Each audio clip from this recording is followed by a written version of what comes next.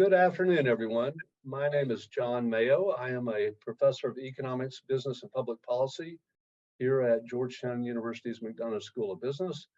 And I am also the executive director of the Georgetown Center for Business and Public Policy, which is our host organization today. The purpose of the Center for Business and Public Policy is to address issues that lie at the nexus of business and public policy. So today, I can't really imagine a more salient, a more relevant, a more timely topic than climate change for what might be affecting the business community and the policy community. So we're really looking forward to today's discussion. The event is entitled Assessing the Portfolio of Strategies to Address Climate Change, Legislative, Legal, Regulatory, and Diplomatic. And of course, with that title, what it does is to provoke an observation that there are, in fact, a number of pathways, sometimes pursued independently, sometimes playing off each other in the quest for global climate change and tackling that problem. Today, the discussion is meant to provoke, let's say, a better understanding of the strengths, the weaknesses, the interrelationships between those approaches. I also should tell you that earlier this morning, I told one of my daughters that I thought after today's discussion, we pretty well ought to be all caught up and able to put climate change to bed and put it in the done category. So I, for one, will tell you I have really high expectations about this particular event. Now, to advance the discussion, we are really very fortunate to have a tremendous panel of experts that our moderator will introduce momentarily. First, however, let me say that I am delighted to have the privilege of introducing our moderator, Bill Bumpers, who earned his bachelor's degree at Hendrix College in Arkansas, a master's degree also in economics from Antioch University, and a law degree from the University of Virginia, and then has subsequently enjoyed an absolutely distinguished career practicing environmental law. Bill's accomplishments are really too numerous to name here, so let me just simply say that before recently retiring, Bill was a partner at the law firm of Baker & Botts, where he was the head of the firm's global climate change practice. And since his retirement at Baker & Botts, he's been continued to be very, very active in climate change matters. And we are just delighted that he is serving as our moderator today. Bill, look forward to your panel and looking forward to the questions and answers that happen. So let me turn it over to you. All right, thank you, John. As Professor Mayo stated, today's topic is climate change and exploring the strategies and measures that are designed to address the myriad problems of climate change.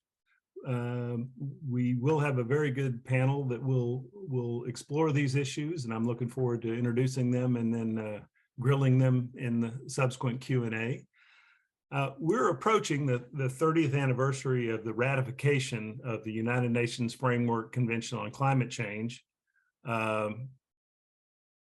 That was in June of 1993, so in June of 2023 will be 30 years. Since the ratification, global emissions of greenhouse gases has continued to rise pretty unabated. We went from 38 billion tons per year in around 1990 up to around 54 billion tons per year this year.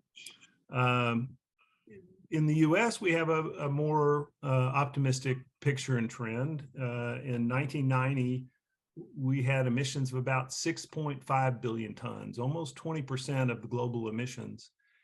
Today, we've reduced it to 5.8 billion tons per year, approximately. Interestingly, in the 30 years, we've accomplished this despite the fact that there really has been no major legislation that was passed that was designed to address specifically greenhouse gas emissions. There have been no major EPA regulations that specifically target greenhouse gas emissions that have at least been upheld and then implemented. And there really haven't been, although I'll wait to hear from Professor Busby and Phil Goldberg, really no litigation results that have driven the reduction in greenhouse gas emissions. We have seen some significant state efforts, and recently we've been seeing big trends in voluntary actions. And I hope that we'll address all of these issues and topics today. So let me introduce the panelists who I think are going to try to address all of these issues. First is Bob Perciasepe, Senior Advisor and former President of C2ES, the Center for Climate and Energy, Climate Policy and Energy Solutions. He's also the former Deputy Administrator at EPA and was there when the Clean Power Plan, EPA's largest efforts to regulate greenhouse gas emissions from the power sector, was promulgated. We then have Professor William Busby, who's a professor at Georgetown Law School, my daughter's alma mater, and he's the director of the Environmental Law and Policy Program, and he's worked extensively on climate issues, both legislatively and academically. Next is Phil Goldberg, managing partner of the DC office of Shook, Hardy and Bacon, a national law firm, and he co-chairs the firm's public policy group. And last but certainly not least, the Honorable Charlie Melanson, former congressman from Louisiana's 3rd Congressional District, and when he served in Congress, a member of the House Energy and Commerce Committee. So I'm going to ask each of them to give us a little 5-minute or so overview of their perspectives on this broad topic of strategies and measures to address climate change. And let me start with you, Bob Perciasepe. All right. Well, thanks for those introductions, and thanks for inviting me along today with the rest of the group here. And I'll try to do a little bit of stage setting, or at least some quick summary here. You know, as has already been apparent in the initial comments here, this is a big challenge, and you could really get your brain seized up trying to think about how significant it is and how much work has to be done to get the global situation to a net zero by the middle of the century. And you've already pointed out what's been happening to global emissions. That doesn't mean that countries haven't committed to try to move forward, and I'll talk about that in a second. But it gets easier to focus sometimes on how hard this is and ignore, as you touched on a little bit, some of the progress that's been made and some of the momentum that exists. And progress versus momentum, it's hard, you know, we have to look at it from both perspectives, and we don't want to lose track of that. And I'll focus on the United States here a little bit, but this is also applicable globally in many respects. For instance, China is still the #1 producer of electric batteries for electric vehicles. Just as this global economy we have that we struggle with all the time.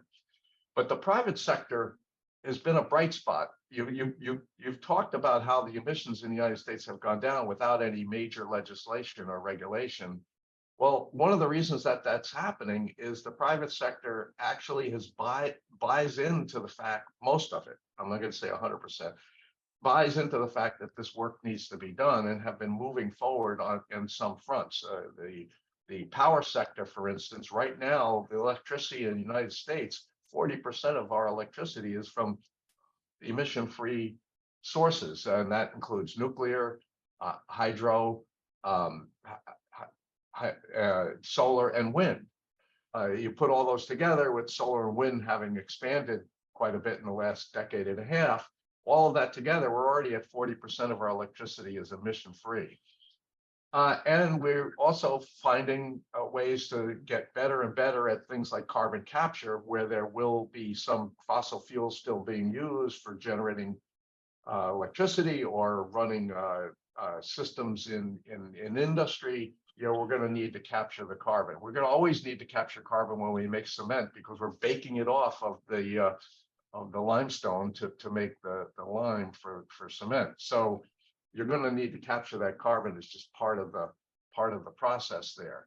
And if you look at cars and trucks globally, the sale of electric vehicles is tending to start to climb faster.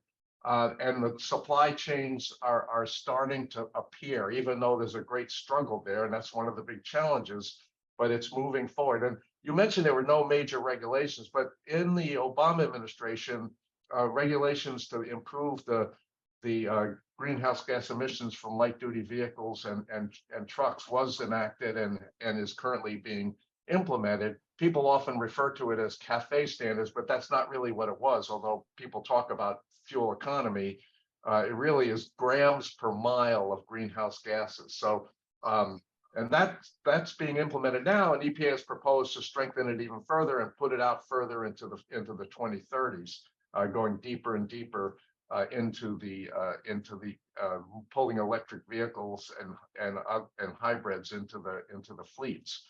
So you have an automobile industry that's invested billions of dollars in perfecting the electric car. These are high performing, low maintenance vehicles. They still are more expensive. People are still worried about how long it takes to charge them, but how far they can drive when they're fully charged is not a big issue anymore. They're now roughly equivalent to gasoline engines, so, or internal combustion engines. So there's a lot of innovation in there that's going on and continues to go on, and I think it's important to note as we start this conversation. On the policy side, though, we've had a lot of bouncing and fits and starts. I mean, we had this big push in Congress for a cap and trade program. That didn't get through. We've tried legislation in a number of different times. But if you look at what's been happening in the private sector with innovation already, with some tax incentives, what we find now on the public policy side with the Inflation Reduction Act and all the parts of it that are in there that are related to clean energy, you're finding that the carrot approach to policy is actually now augmenting the momentum that exists in some of the private sector. Now, is it fast? Is that enough to move it where we need to go? It remains to be seen. It's probably not. And so you have on the policy side now, a need to accelerate those things that are happening. Here's some incentives, here's some momentum. How do we accelerate it? And you see things like EPA proposing stronger movement for power plants last week. Yeah, I already mentioned that they proposed a faster decline in emissions from automobiles. So you have that proceeding. All of this is in a bigger context internationally of the Paris Agreement, which is more or less is the implementation mechanism for the Rio agreements that you mentioned in your opening comments. And so in fact, that's why they're not ratified by the United States Congress, because they're not a separate agreement. They're implementing one that Congress has already ratified. So that framework is a very unique framework that took years, 30 of negotiations, 25, let's say, because it was done in 2015, because it took time to get that balance of mandatory international accountability in terms of reporting and measurements with a bottoms up kind of every country does their nationally determined contribution, which is upped every 5 years. So it's an iterative process of pressure and diplomacy. That's the framework that's out there. So now, what we're really talking about here is a large part of our society, not only in the United States, but also in the globe, agreeing that we need to do this, and marching in some direction. It's now a matter of speed. How quickly can we do it? What policies are needed to do it more quickly? So I'm going to stop there. I could keep going, but I'm going to stop there as a basic start to our discussion. All right, thank you, Bob. That was I think it was a very good table setting. So, Professor Busby, let me turn to you now for your thoughts on our topics. Yes, well, so first, thank you for the invitation to participate in this, and thanks to the fellow panelists for being here and discussing these crucial issues. So Bob did a great job in stage setting, as did you. So I'll pick up and try to kind of fill in some gaps and make a few points that I think are crucial to understanding climate regulation, both challenges and successes. And so I would say that there's a few fundamental essential steps for regulation of climate change and greenhouse gas emissions to work. And chief among them is finding ways to build up trust. That's an essential element here. And that's trust at every level: business, federal, state, local, international. Second, we obviously need more investment in innovations that will reduce greenhouse gas emissions and also help adapt to climate change's effects. Central to that also is, in many areas, we need innovation and we need rewards for innovation. And that's partly what Bob just spoke about. But I want to emphasize a particular point and then talk about the law, which is essential for success in this area is creating what I view as entrenchment or lock-in of successes. And that is policy experiments that are successful, engineering innovations that are successful, business practices that work. There's a need to, as much as we can, find ways to reward, recognize that they've happened, reward them, and lock them in so they become a sort of new baseline from which the next successes build.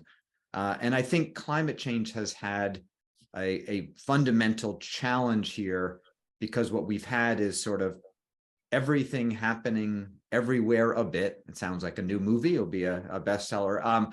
But also very little being locked in at any one level. So what I want to talk about here is to talk a little bit how well the law right now is helping to lock in policy and business and regulatory and engineering successes or not. So first, I think a way to look at this is not that we have to get to perfection, but have we made a staggered, and probably staggered in the good and bad sense. We are staggering, but staggered in the sense of sequential steps moving in the right direction. And so actually what we have had is successes before the Supreme Court and Massachusetts versus EPA. EPA further documenting climate change effects, doing these endangerment findings that are really massive scientific compilations about the realities of climate change, beginning to regulate the different sectors.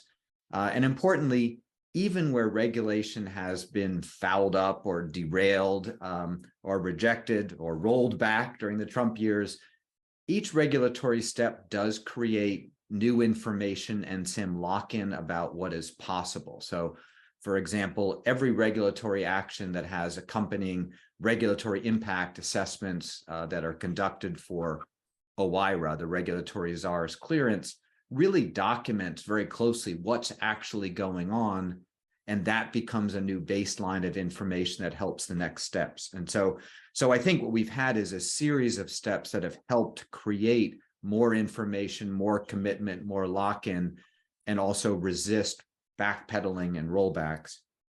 Also, second, we've been benefited in a huge way by the realities of federalism in our country, that even during periods of federal gridlock, paralysis, rollbacks, losses in the Supreme Courts or victories, the states, through their environmental regulation, clean energy regulation, ordinary energy regulation, and then regulation in many areas, including land use rewards, state and local governments made tremendous progress. And so when you look at what businesses have been doing, much has been responding to state and local signals and rewards and mandates. And they've demonstrated repeatedly kind of what's possible. And a big example there is the power sector, where responding to regional, state, and local, and some FERC signals and some EPA, the power companies have found that they can adjust, go to natural gas, come to conservation measures, deal with I won't go into the nuances of the energy sector, but reduce essentially power plants running at the equivalent of 70 miles an hour all the time, but roll back their levels of baseline load and have different ways of meeting peak demands. And they found it's very viable. So, years ago, the power sector fought against power regulations, initially were opposed to the Clean Power Plan. But then before the Supreme Court in the most recent West Virginia versus EPA case, the power companies were the most important, I think, voice supporting EPA's attempt to regulate power plants, saying this is viable, this is easy, this is business as usual. There is no problem with grid reliability. We're doing this. The Supreme Court kind of heard them in part, partly decided to exaggerate harms that weren't there. But that's an example of how kind of locking in success has been important. And then lastly, I hope in our Q&A, we will get more to, the Inflation Reduction Act was mentioned by, I think, John, Bill, and Bob. This is a 2022 major piece of legislation that uses tax incentives and conditional federal spending to try to marry climate goals, environmental justice goals, helping economically left behind communities, especially coal communities, and reward businesses that would innovate. And this is it's not as perfect as would be a regulatory signal of a tax or a cap or more direct regulation, but it gets us, again, a long way in the right direction where people will innovate.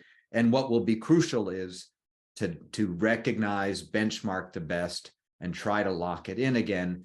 And that's where I think now, that is, using the Inflation Reduction Act successfully is a big challenge that I think we're all figuring out. But that will, to me, be the big thing, not just that people will be begging for dollars and responding to incentives, but we need to find a way to gather the information, share it, let others learn from it. And that will reduce distrust, as I said, will foster new investment, and again, help make sure we have momentum in the right direction. So I'll stop right there. Thank you very much. You hit on a lot of topics, and I think we will do a little deeper dive on some of those that I find particularly interesting. Let me turn now to Phil Goldberg.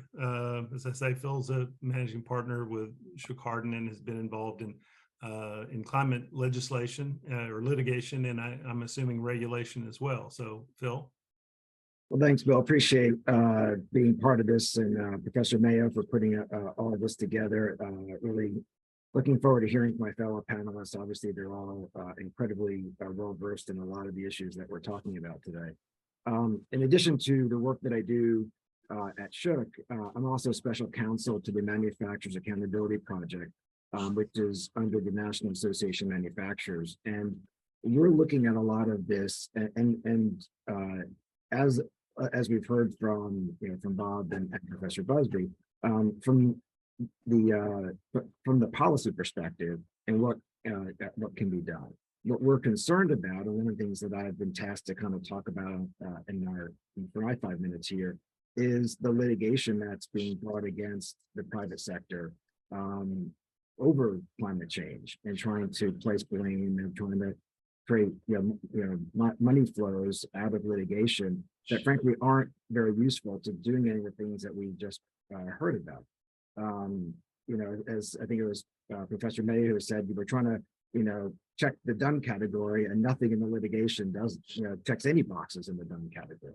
And so I'm going to walk through a little bit in my 5 minutes, kind of how we got here and what this litigation is all about, given that just in the last month, the Supreme Court decided not to hear one of the several of the cert petitions that were filed in this litigation. And so we're going to start seeing these cases in the states, and people, hopefully will be interested in finding out what they're all about.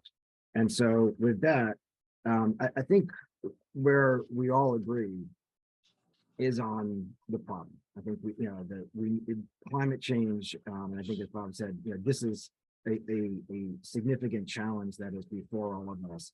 And we look back over the past 150 years, and electrification has probably been the greatest development in human health, in standard of living, from being able to refrigeration to heating, cooling homes, transportation, healthcare. And we achieved all that in the way we did over the past 150 years. But that's not going to be how we're going to sustain those things going forward. I think we all agree that that's not where we are.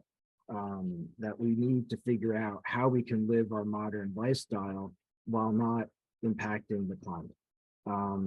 what we saw starting about 20 years ago were lawsuits targeted at the private sector, saying that, you know, that they're the cause of climate change, and therefore they should have to adopt certain solutions that the courts are trying to impose. You know, policy arguments are now we're seeing more financial. You should have to pay for some climate change damages, or mitigate. Provide some money to help communities mitigate some of the challenges of climate change, and that's just not going to help move the needle. And the lawsuits themselves really have no legal foundation. And so we've seen for the past, you know, again, 20 years ago, we saw cases from AP versus Connecticut, which made up to the U.S. Supreme Court. Justice Ginsburg issued a ruling for the unanimous court explaining that, you know, that these are issues of national and international policy. They involve balancing of competing interests. We need to deal with affordability, energy independence, and other issues that really are not suited for the courts. There, the legal ruling dealt with displacement of a federal cause of action, which is important here, because what the last round of climate litigation is trying to do is say, well, we're just going to go under state law. And so, but the same fundamental problems that the court identified with this litigation apply to the current cases as well. And so that's what we're going to be seeing playing out in the courts. They're using torts like public nuisance, which have nothing to do with these kinds of global issues. They wrote out local disturbances. They're trying to use statutes like Consumer Protection Acts, and, you know, saying, you know, trying to say who said what or when, which is, this is nothing, you know, these are issues we've all known about for decades. And so it doesn't really get into lend itself to that kind of question. And so we're going to start seeing that play out. I'm happy to talk more about that as we go forward. But I like the fact that the other two people, and I'm hoping Congressman Melanson will also be talking about what actually can be done, as opposed to my job of saying this is what ought not to be done, because it's not going to be a productive path forward. All right, Phil, thank you very much. I think we'll have some further discussion on those good topics between you and Professor Busby, I suspect.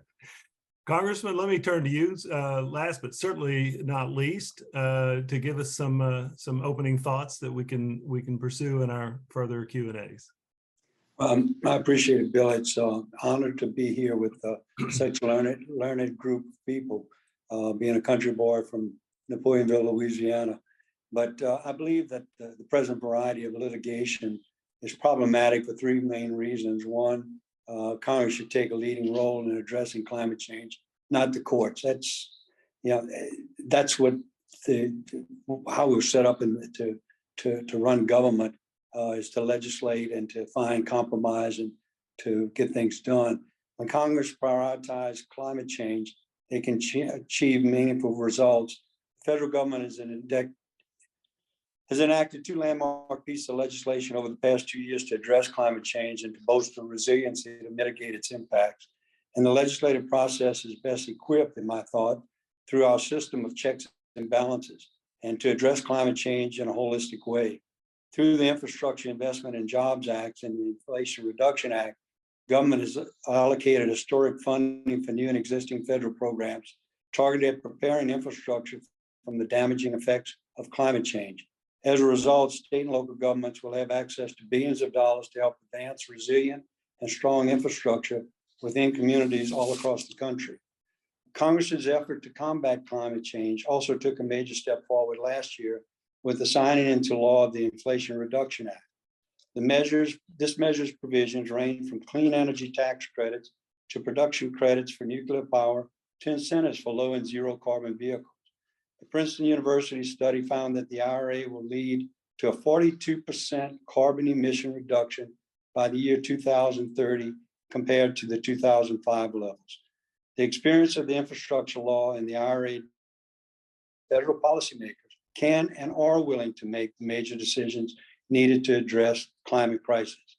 Second thing is, no one that I know of, including myself, were ever deceived or felt lied to.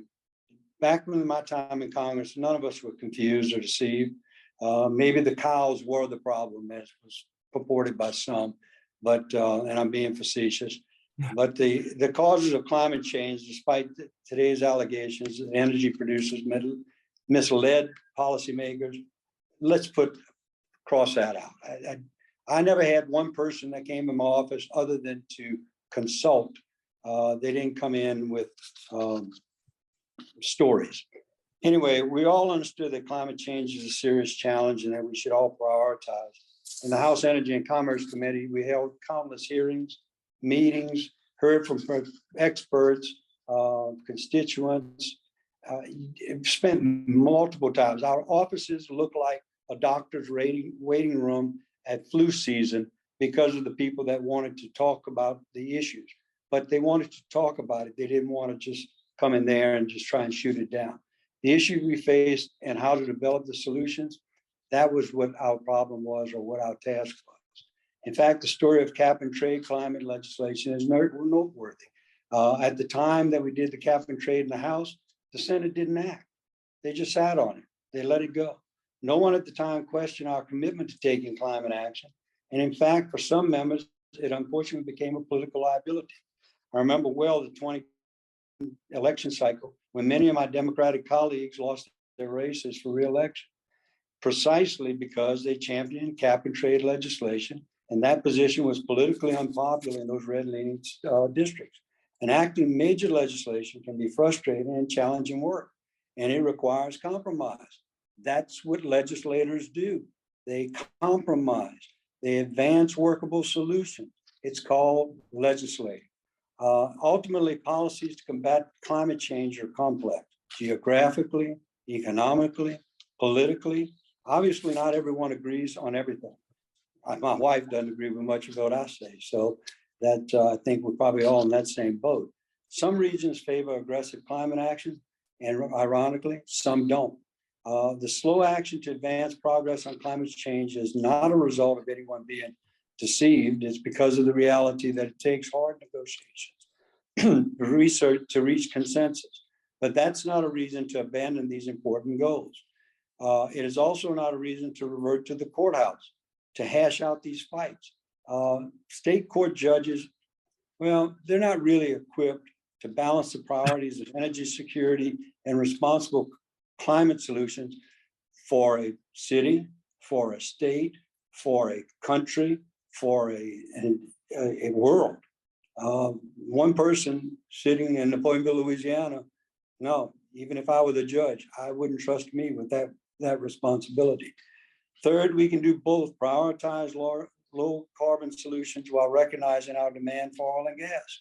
I represented in an energy producing district in Louisiana where we recognize the critical balance to sustain our need for energy, to run economies while also protecting our state from infrastructure damage.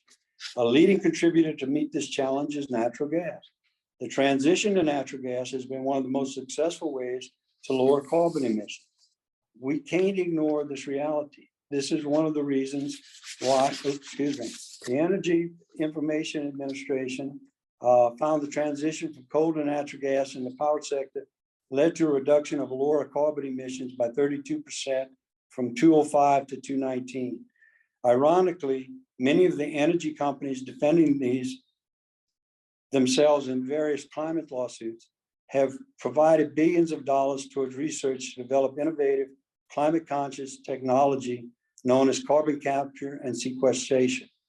Many energy producers have commitments to both invest in innovative technologies and reduce carbon emissions to meet climate change goals. A newer technology with growing support is the carbon capture and sequestration process. It captures the CO2, it transports it, and stores it underground. Right now in Louisiana, in the state, there are 64 facilities involved in carbon capture.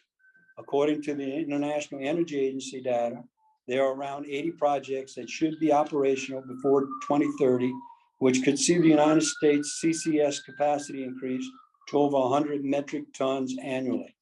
At the same time, the EIA has also recently forecast that natural gas and oil will be the most used fuel in the US through the year 2050. It's not going to go away, not tomorrow, It's not zero. We will never get to zero, but we have to reduce it to whatever maximum amount we can. We can't ignore the reality, which is one of the reasons why the Inflation Reduction Act included provisions for offshore oil and gas lease auctions in the law. Lawmakers came to the agreement that domestically produced oil and gas supports America's energy security, while also recognizing the need for providing clean energy investments that are outlined in the IRA. With that, I think it's time that we start talking about what we all agree and disagree on. I appreciate that, Congressman. Thank you very much. You've raised a lot of issues that I think are worthy of further discussion. But one thing in particular, and I want to turn to Bob Perciasepe on this, you mentioned that we've got to focus, and there's been a lot of investment in carbon capture and storage. EPA just last week introduced a revised, I guess, a third time rule under Section 111D of the Clean Air Act to establish performance standards for existing power plants. And while I haven't gotten into the weeds of all of it, I've read the summaries, and it effectively will, over time, require the vast majority of power plants in the country, whether coal or natural gas, to be equipped with some degree of carbon capture and storage. Bob, you want to talk about that a bit and address the congressman's comments? Thanks, Bill, and great comments, everybody. There's a real, I think all the plates are on the table here, pretty much based on everybody's comments. The issue, and I think a number of people alluded to this one way or the other. The issue with the Clean Power Plan, or that's not what they call it these days, so I don't want to use that term, but the Clean Air Act plant-specific regulations, which are now, have a hard time using market mechanisms because the Supreme Court turned that down last year. And so now they're going to be plant by plant, looking at what the best available technology is, and so that's what EPA bases its regulations on for performance standards for existing sources and new sources, is on the best technology. I'm using general English here. I think under the Section 111D, it's called best system of emission reduction, and that is reasonably demonstrated, all those words. But basically, they're looking at what technology is out there, is it demonstrated, and is it effective? And so that is what their proposal is. Keep in mind what they have out there right now is a proposal, which undoubtedly will get a lot of comment back. And just to finish a little further thought on this 111D, which is, for those listening in here, is a section of the Clean Air Act that's been there since 1970 when the original Clean Air Act was passed, which is, now like 50 years ago. So the idea that existing facilities over time, as they get improved, would upgrade to the most advanced pollution control technology, and so that's part of the underpinning of that law, and again of the proposal that is out there. So it does capitalize on exactly what the congressman was saying. The growth and the incentives in the IRA, but also the growth of the use of carbon capture technologies, which has been around for a long time, but just not at the scale and the approach that they're suggesting here. They're also suggesting that you could replace or blend in hydrogen into gas turbines, which is another way to reduce the greenhouse gases, because hydrogen, when it burns, produces essentially water. So it isn't a greenhouse. It doesn't produce carbon dioxide as a byproduct, and it's very combustible. And so the issue there is making the hydrogen, and that gets into a whole bunch of other things. But so there's a lot of flex. They're doing a performance standard, and then the companies and the power industry has flexibility and try to figure out how they meet that standard. Could be carbon capture, could be partly carbon capture, partly hydrogen. There's a whole bunch of different approaches there that they could take. The bottom line, though, going back to the congressman's point, if we're as a world agreeing to try to get to net zero, which is not absolute zero, as you pointed out, net zero means you could be offsetting it somehow as well. I think the Paris Agreement says, and this is close to a quote, the anthropogenic sources of greenhouse gases are in balance with the sinks by the second half of the century. So, that doesn't mean absolute zero. It means how do we balance, the emissions that are going up and what gets pulled out either by forests and vegetation or by mechanical means, which people are also looking at, and which there are incentives also for that in the Inflation Reduction Act. So those are some quick thoughts on the power plan. A little more context to carry on here on the transition period. We're transitioning, I think, successfully, and that's one of the reasons for a lot of reductions in greenhouse gas in the United States, as the Congress will point out, from a lot of coal making our electricities to a lot of natural gas making our electricity. And as I pointed out at the beginning, 40% of the electricity in the United States is now emission-free because it's a mix of nuclear, hydro, solar, and wind.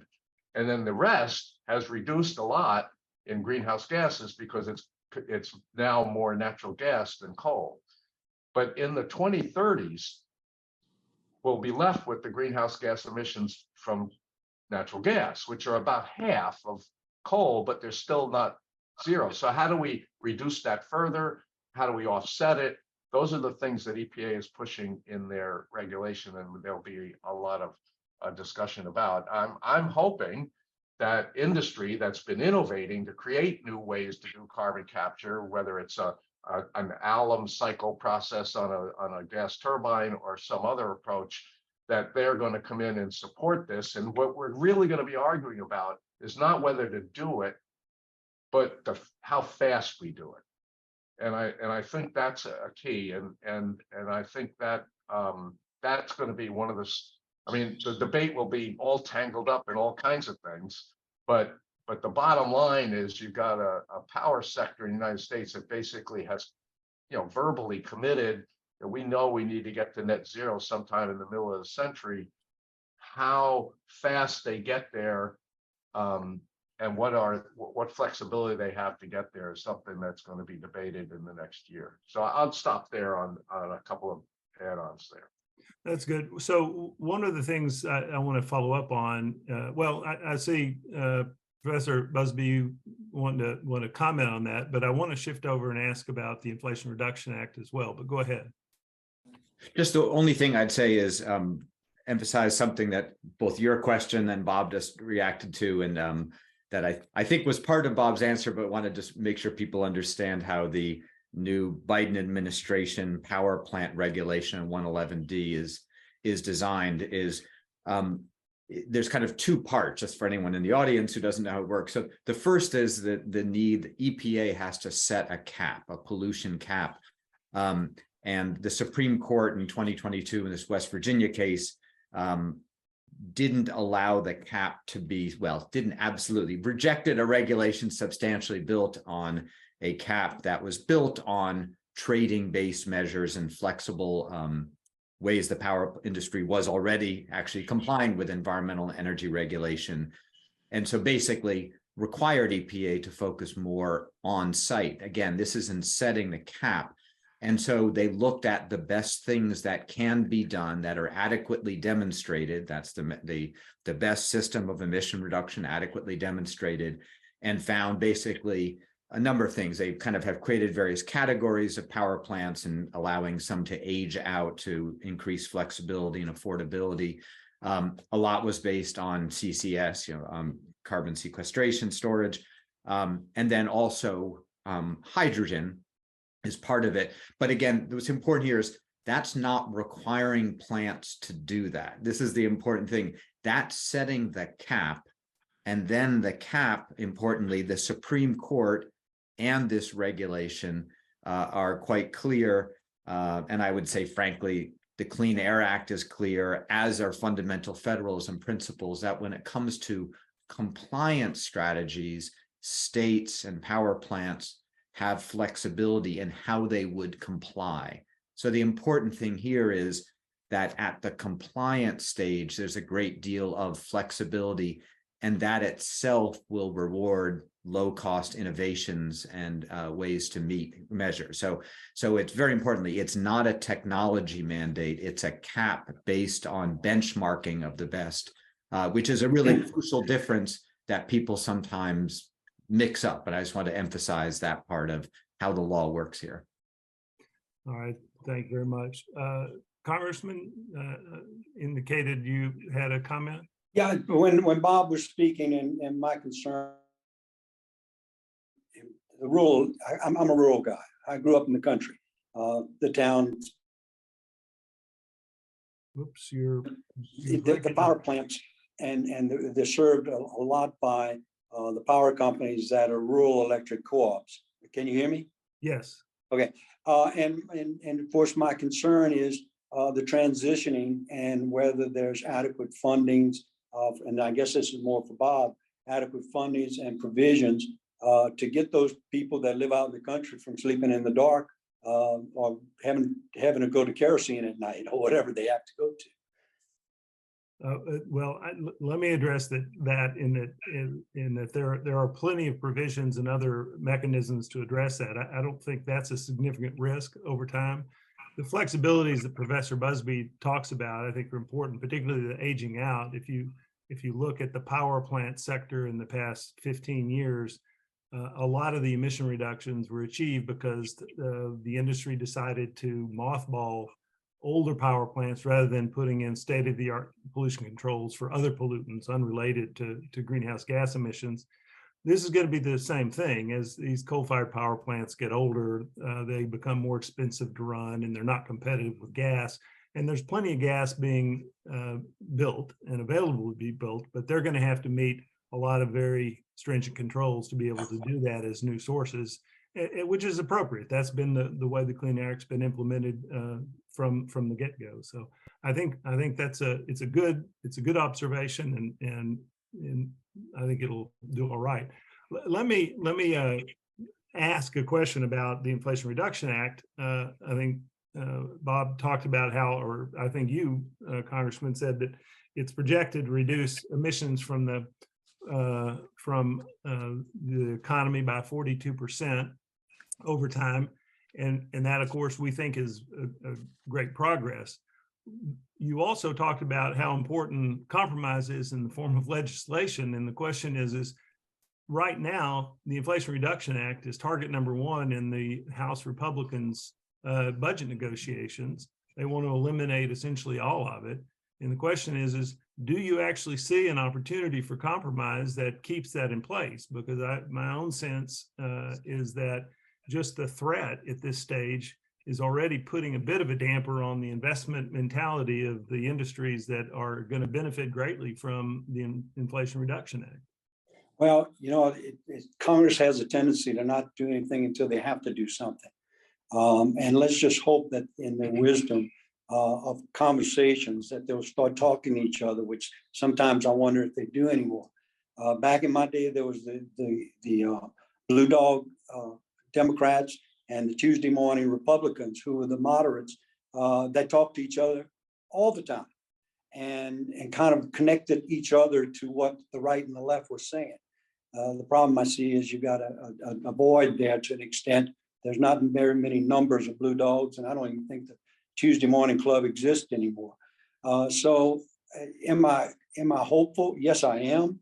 But I would be more hopeful if, in fact, you had a body that was like the bodies used to be, in that you had representation from everything from the far left, all right, and everything in between, of numbers that would give you the sounding board off of what you're thinking and saying, without you going in and saying something and immediately there's wild opposition to it because It doesn't meet what part of an ideology. All right, so let me shift to another question on the IRA.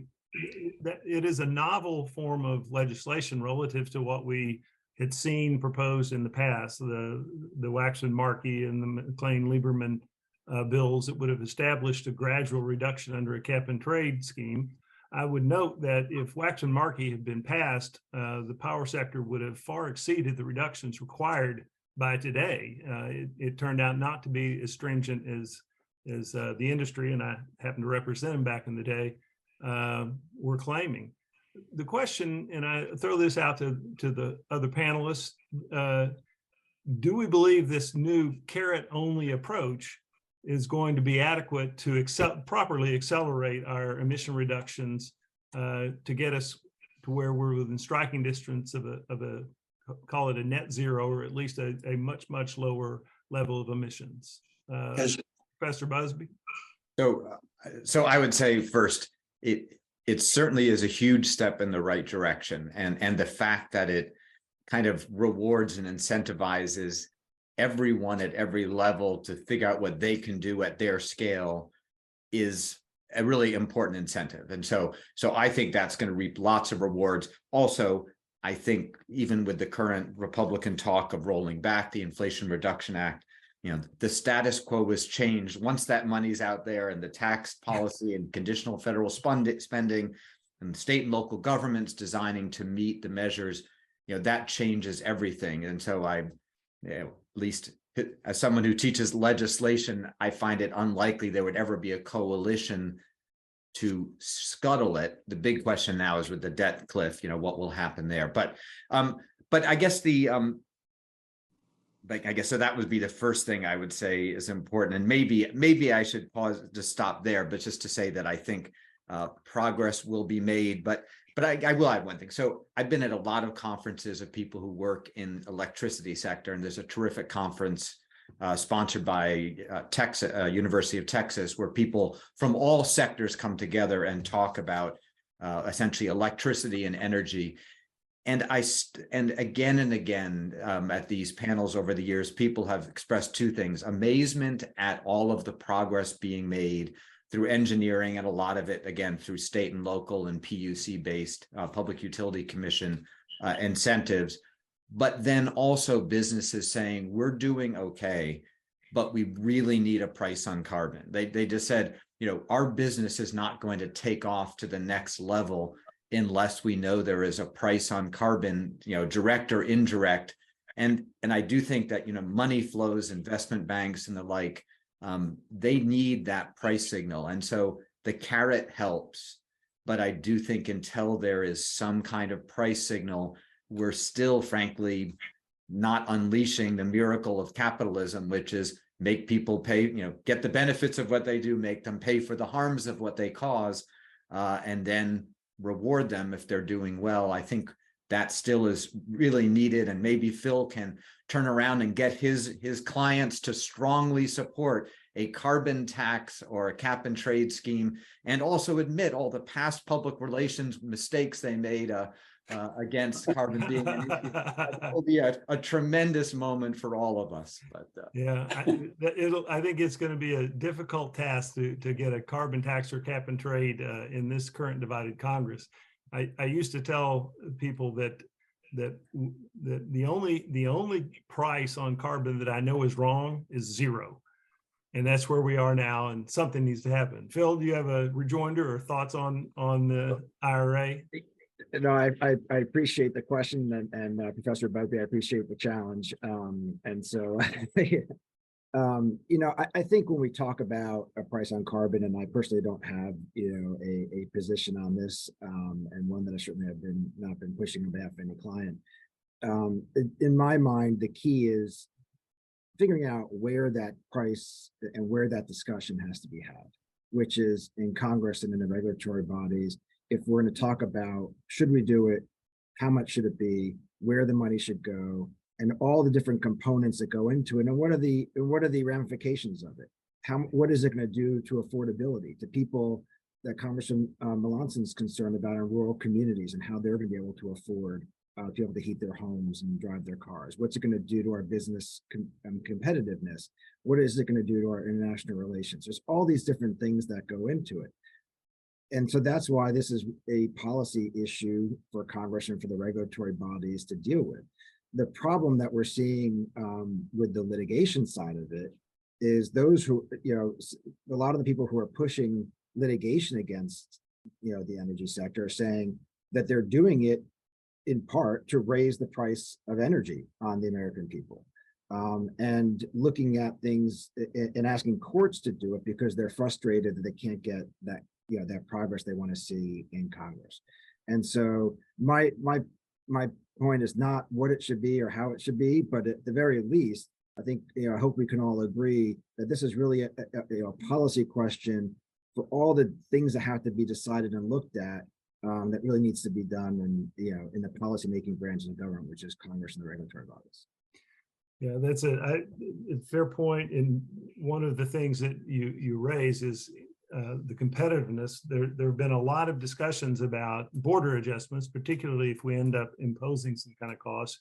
You would think that in this budget negotiation that having some sort of carbon tax and revenues to help address some of the budget issues would be on the table.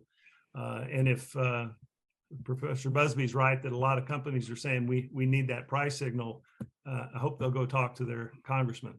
But it raises an interesting issue, which is when we start talking about competitiveness and national security, and Bob, let me come back to you in just a second because I don't want to lose your thought on this.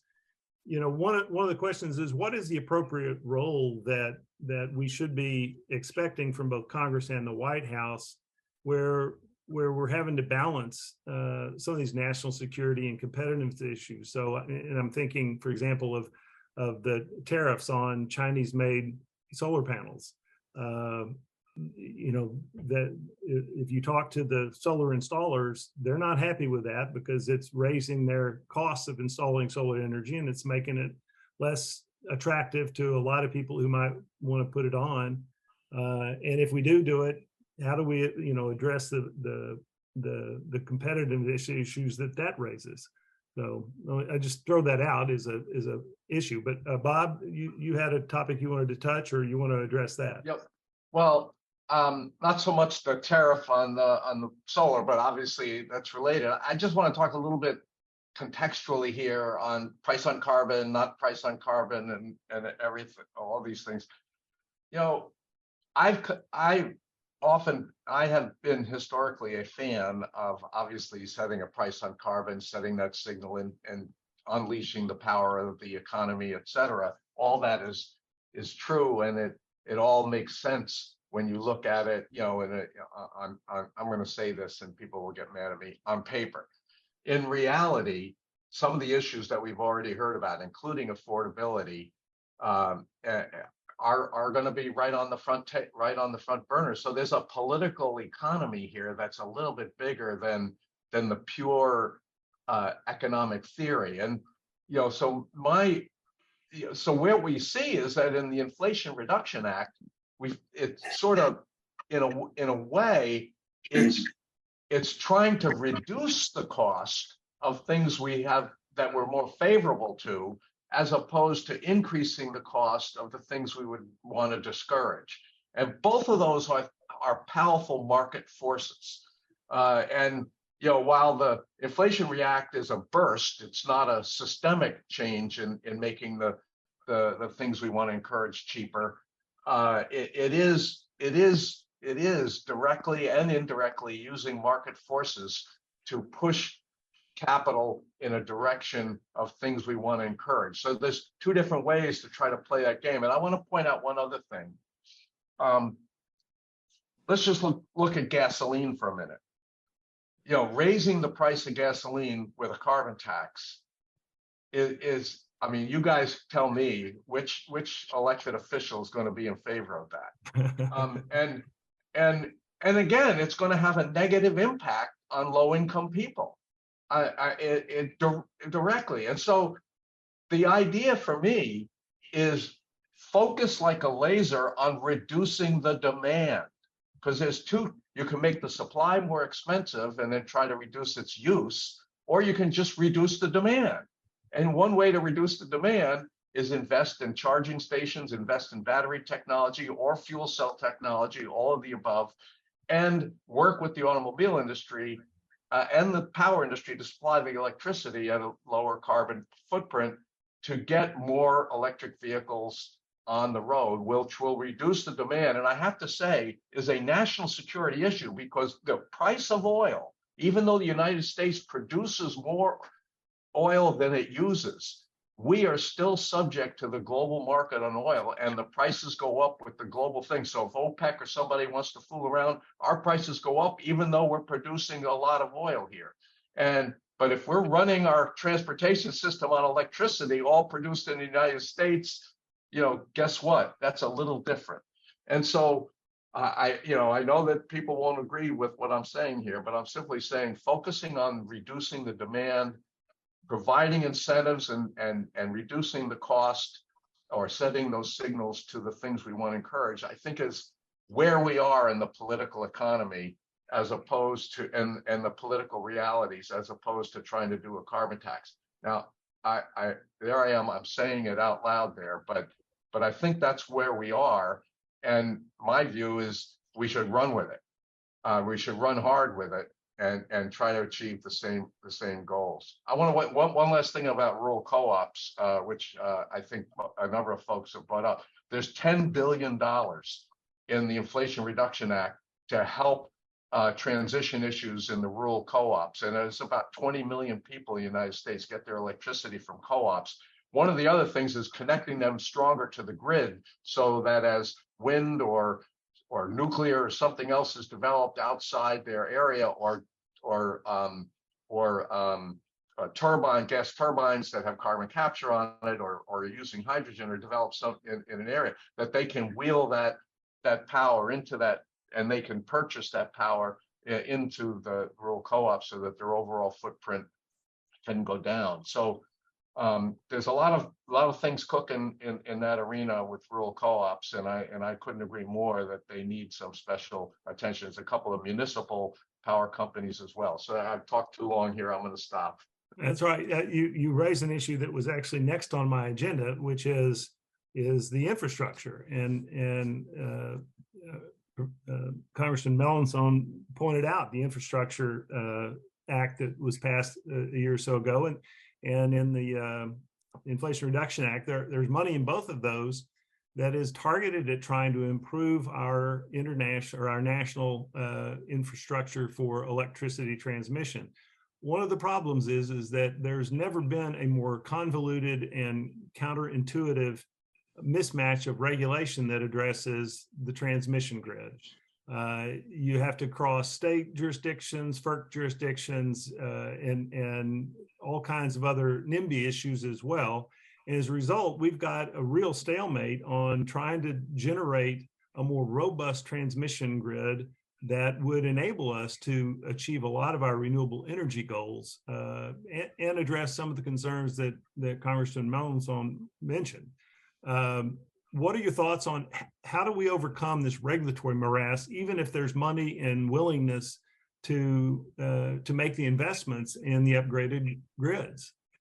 Anybody? Well, you've got to bring all the people to the table. They've got to start having the conversations. I can remember when I was in Congress, there was an electric co-op that was having an issue with a private energy company, and wanted me to intervene and help them to sit down at the table and have a legitimate discussion. Well, that was like pulling weeds in the garden. You can spend the whole day out there, you're not going to get anywhere. That's a frustration of the system, but it's a necessity. And if people have come to realize, and I believe the general public has, and so if the people that sit up at the Hill will realize that their people that they represent realize the problem that we're seeing and what we're leaving this world to our grandchildren to be like, then maybe they'll start acting and quit fussing and fighting and doing as Bob said. Okay, here's an idea. I thought I'd never say it, but I'm going to say it. We've got to talk about it. And you have to talk about it in the halls of Congress, in the halls of the state legislature, and every place else. and then try and find compromise and solutions to the problems to address it. It's not going to go away. It's not going to get better unless we, the people, do something. Fair enough. But I think the question is when you say that, are we talking about, is there a legislative solution to the regulatory conflicts that are out there? So my own sense is that I think we ought to federalize the electric transmission infrastructure jurisdictions, but I know that would be anathema to all of the states and many of the companies that are operating in those states. As a former congressman, I sit and listen rather than talking, and I hope to absorb enough so that if I were to sit on the committees again, to say, this is what was brought to me, this is the good, this is the bad. Let's figure out what's the least damaging and get this thing done for the world, if you would. Yeah. Professor Busby?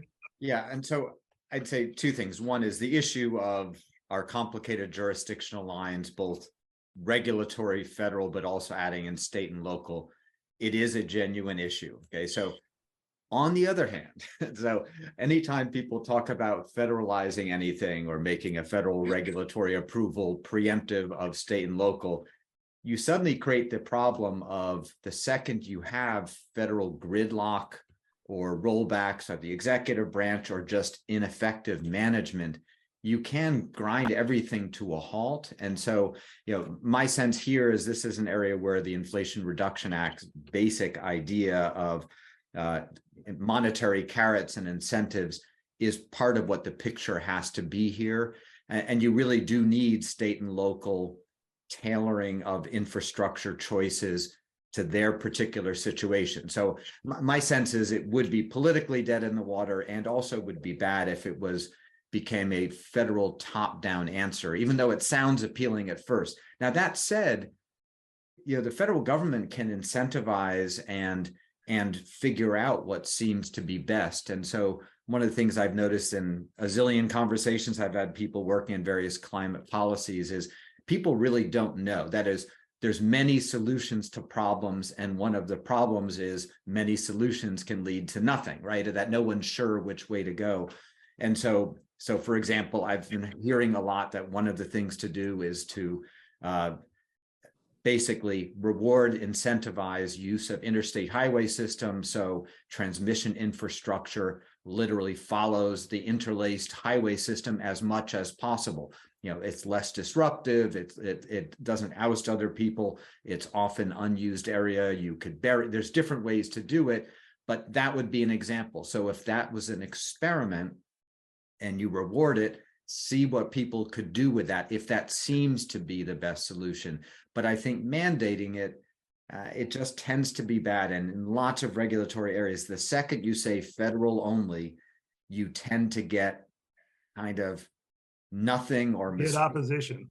Well, it's not just opposition, but I think also, even if it's great at the beginning, so Bill, let's say you are the person, you become the new climate transmission czar, suddenly you hand it off to someone else who turns out to be a toxic personality or not to be smart or listen to the wrong people or be lobbied by the wrong people, and suddenly bad policy would come up. You still need the fallback of allowing California, Massachusetts, Texas, New York to figure out their best ways of acting when the federal government falls short. And so that's the difficult measure here. You at least do have some modicum of experience in seeing progress in all of the transmission lines that are going into California from Arizona and Nevada, where all the solar power is being constructed.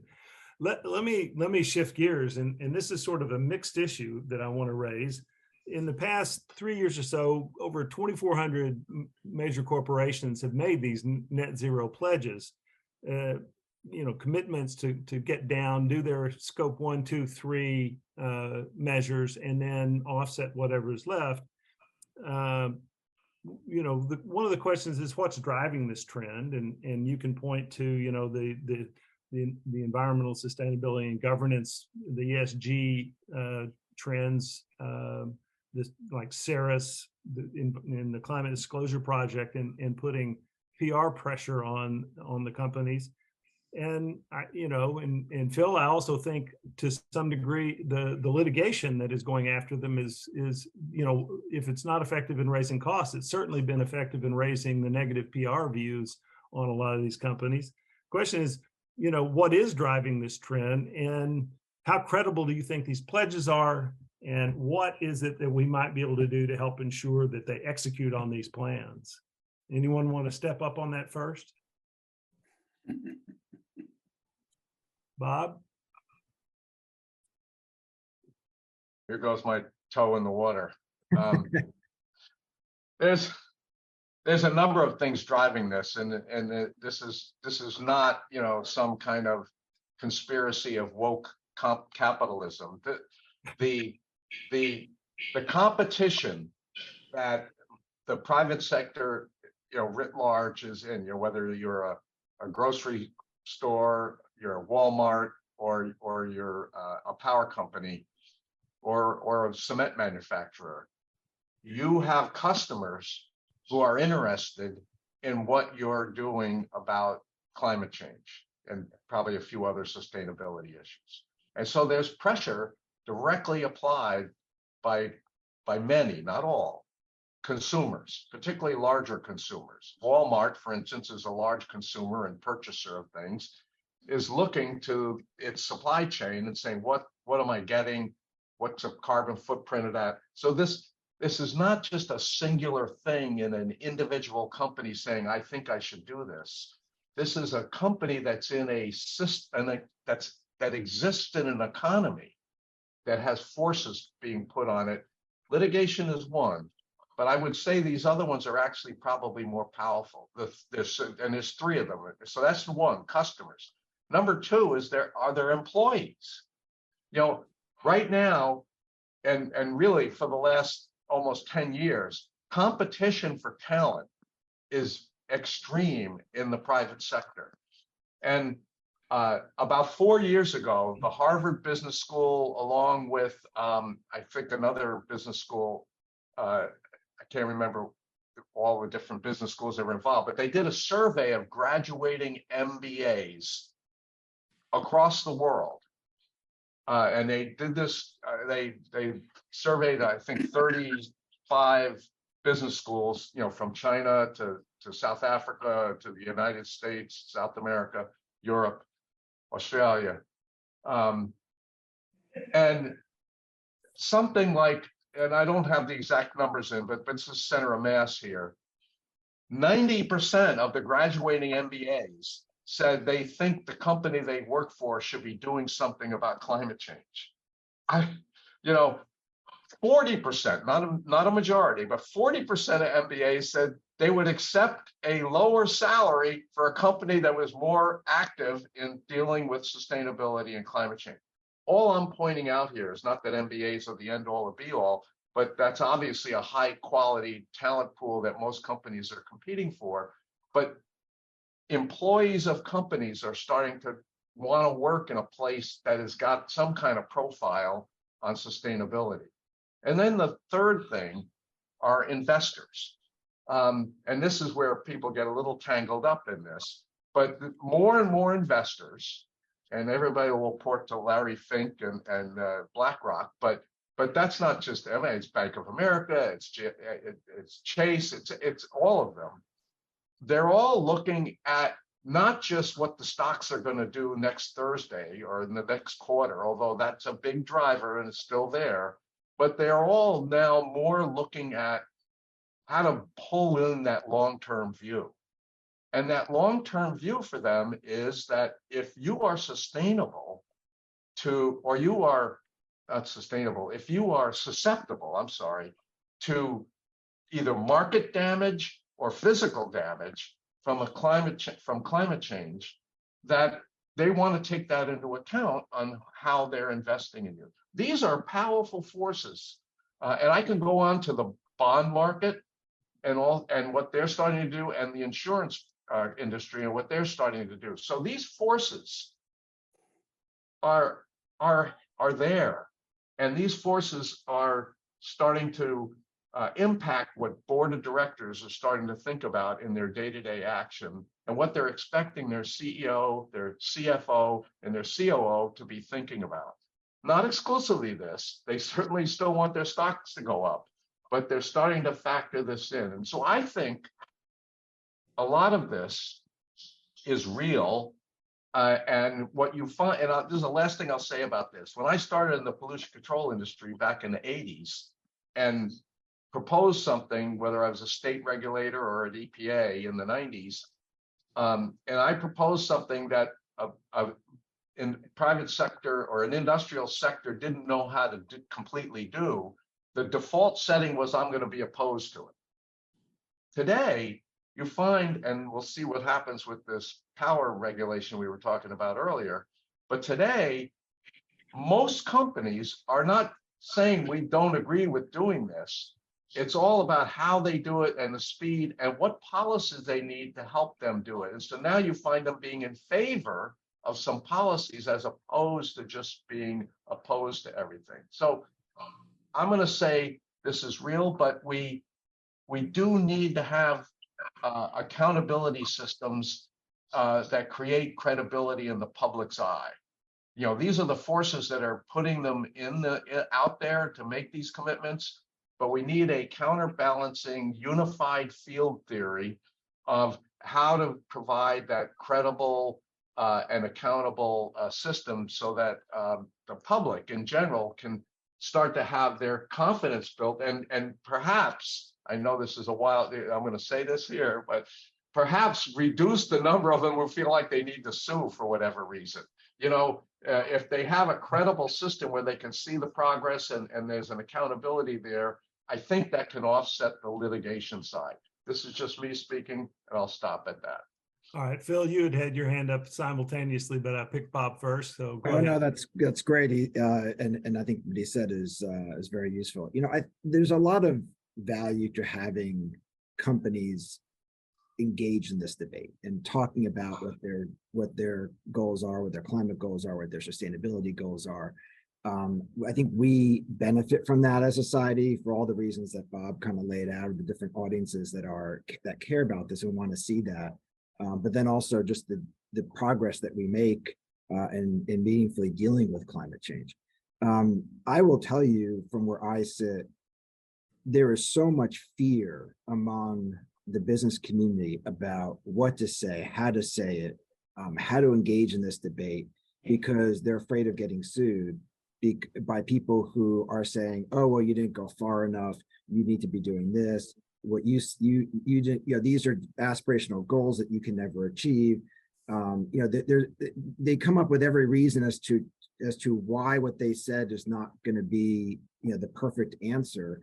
And so there's a lot of consternation about getting involved and saying things. And so, you know, you look at the District of Columbia's lawsuit, for example, they're saying, you know, the energy companies shouldn't even be able to talk about sustainability, shouldn't even be able to talk about what it is that they're doing to try to have more renewable, less carbon intensive energy, because by the very fact that they sell fossil fuels, they're not entitled to this debate. They're not entitled to, you know, to be part of a sustainability effort and be part of an environmentally friendly effort.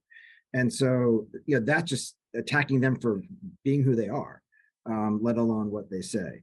And so in a lot of these other lawsuits, there's concern, I mean, just outside the industry, as I said, about how do you even get engaged in this debate and not become the next target.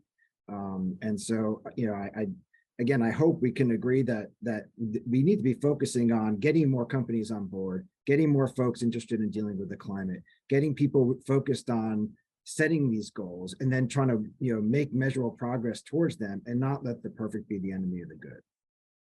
Yeah, I can only say that of the 2,400 major corporations who've made net zero pledges, they don't seem to be too cowed by what they're likely to say. But so Professor Busby, let me now turn to you for another comment. Sure. Just on the why are the corporations making net zero pledges? So one is, I can't possibly do better than those two sets of comments. So I'll just add a few couple things. So when I've been at conferences and people are talking about why they're doing it, so some of it is just if companies see ways they are doing well and can do better, they want to be public about it. They do see, just as Bob was saying, consumer benefits, citizen benefits. It's just, and they're playing to many markets and nations and consumers around the world. And so it's not just the US market. The other I've certainly heard is, a lot of companies want to get ahead of what they think is inevitably coming. And so if you look at a lot of companies, they've internally created shadow pricing, or the different ways they call it, but essentially a carbon adder, and then reward people in the corporate hierarchy and engineers and the like to figure out ways to reduce carbon in their whole production and purchasing chain. And so part of that is just so when regulation comes down, they're kind of ahead of the where things are. But the other is, pollution is waste and is inefficiency. That is, so for most companies, if they figure out ways to have less waste that's produced, less pollution, it's less liability, they see benefits to it. And I will add just like one little story. Jimmy Carter, after he was the president, I had lunch with him once at the Carter Center, and he told me a story, which I think is part of the picture here. When he was the governor in Georgia, his natural resources regulator said, these paper plants are destroying our rivers and downstream shellfishing, and I think we should require them to put in retainer ponds.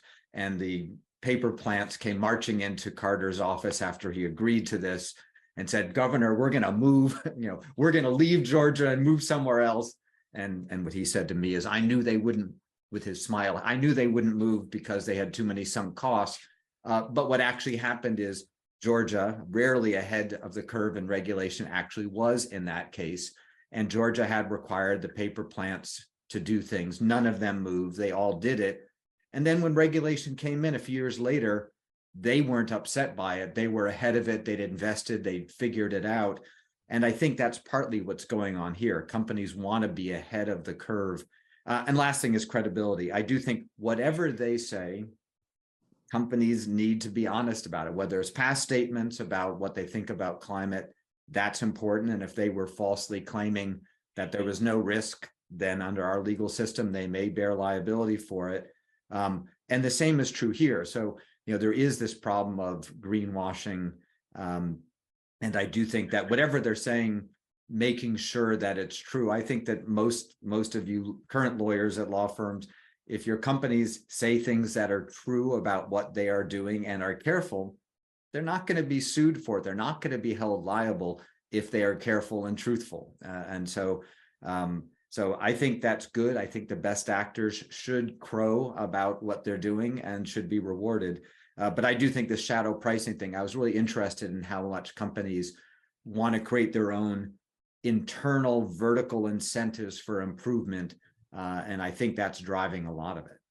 Yeah, well, I can tell you from 30 years of experience with the power industry that they rarely made any major power plant investment without running models that included a wide range of shadow carbon pricing before they made the decision. So, and I think that's becoming more common. We only have a few minutes left. I'm going to throw out a question that could go on by itself for an hour and a half. As I said at the beginning, we in the United States are starting to see great progress momentum, as Bob pointed out, in reducing our emissions, but globally, emissions are still going up. And in the developing world, the economies are growing and the amount of electricity that they need and hope to consume is going up even faster. And if we're going to have any chance of achieving our Paris commitment or Paris goals of keeping temperatures going up less than 1.5 degrees Celsius, we've got to see more renewable energy development and rainforest preservation than we're seeing now. What role can the United States play, given the political schism we're facing, to try to help stimulate the rest of the developing world in moving along a more sustainable path? Congressman Melanson, let me tee you up first, and then I'll go around and we'll have to wrap up quickly. That's for a retired congressman that's trying to think more about the lake at home than the world. I just think the only thing that the U.S. can is set the example of what it's trying to do, And both parties need to come together and realize this is not about politics on a local basis and who's going to be the congressman next year. This is about the world as we hope it'll be for our children and our grandchildren. And I think that would be, matter of fact, when Bob was talking about some of these things and about and of course, internationally and corporations getting involved, that might be an opportunity for a new NGO out there if somebody's listening on there looking for a place to get something started. But I just think the only thing we can do is try and lead by example. Right. To demonstrate. I mean, we've had a couple of bad years with world perception of what we are. Maybe this could be a place where we could set the tone for it and get the world following us again or being part of it. All right, let me go in reverse order from how we started. Phil? Any thoughts? I think the challenges are, a lot of it's regional, a lot of it, they've got the national security issues. You've got so many different layers on here that this really has to be addressed at that national level, where you can negotiate treaties, where you could try to work around some of the thorny issues that we're identifying. And so whether it's by setting an example, whether it's by negotiating the right kinds of agreements, helping to enact policies that facilitate the kind of innovation that we've been talking about, sharing that kind of innovation so that just because one country can do something, let's create, let's make sure that we're making that available to others. So I think that there's a lot we can do, at the national level, and I think that's the right place for the leadership that we need on this. All right, Professor Busby, quickly. The only thing I'd say is just that first, I do think that part of this is a trust game, and so are doing things and verifying it and seeking to get reciprocal, accurate statements of other countries' efforts is critical. I do think that we have incredible powerhouse engineering and consulting firms, and I do think that our best companies who figure out ways to build big things and structure jurisdictions is something where we have a lot of expertise to share. But I actually think one basic thing is we need to get more sophisticated on verification. You need to be able to measure and verify. And I think figuring out ways to, across the all the sectors, figuring out ways to measure and verify is an essential first step. And I think we need more attention on that. That's just critical domestically and internationally. All right, Bob, you get the last word other than me. Get myself off mute here. So this is a business opportunity for the United States. You've already heard people talk about our expertise and our engineering. It is, no matter what's going on in the world, our ability to innovate and to create is second to none. And the more we can perfect these cleaner technologies and get the price down so that is what the developing world wants and not something else, is the market opportunity perhaps of a generation for American companies. That's my view. I couldn't agree more. And if someone wasn't going to say that, that's the way I was going to wrap it up. Well, let me thank everyone. Much to my chagrin, I'm not sure that we fully solved the climate crisis today, but I hope for everyone participating that we advance the discussion and provide some challenging thoughts for everyone to ponder. And I look forward perhaps to some future missions or sessions when we can do a little deeper dive on some of these topics, which frankly deserve a lot deeper dive than we were able to give it today. So Bob and Phil and Bill and Congressman, thank you very much. And John, Professor Mayo, thank you for organizing. Thank you, with everyone. that, Thank you. we are wrap it up. Okay, thanks so much, and terrific job, Bill. Oh, thank you all. Very well for all of you. Thank you. Enjoyed it. Keep in touch, everyone.